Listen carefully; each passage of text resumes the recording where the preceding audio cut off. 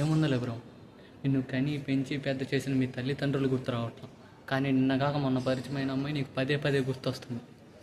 అక్కడ మీ తల్లిదండ్రులు ఎండనక వాననక రాత్రి అనక పగలనక ఎంతో కష్టపడుతూ రూపాయి రూపాయి కూడబెట్టి ఆ డబ్బులు కూడా సరిపోకపోతే అప్పు తెచ్చి మరీ నిన్ను ఇక్కడ చదివిస్తుంటే, కానీ నువ్వేమో నీ లవర్తో ఎప్పుడు సినిమాకి వెళ్ళాలి, ఎప్పుడు పార్టీ చేసుకోవాలని ఆలోచిస్తూనే ఉన్నావు. అక్కడ అప్పులు ఇచ్చిన వాళ్ళు మీ తల్లిదండ్రులు ఎన్ని మాటలు అన్నా కానీ, అక్కడ నా కొడుకున్నాడు 2 లేదా 3 సంవత్సరాలు ఖచ్చితంగా జాబ్ కొట్టి ఉన్న అప్పులన్నీ తీరుస్తారని ఆలోచిస్తూ ఉంటే, కానీ నువ్వేమో లవ్ అంటూ లవర్ అంటూ డిప్రెషన్లో పోయి బాధపడుతూ కూర్చుంటున్నావు.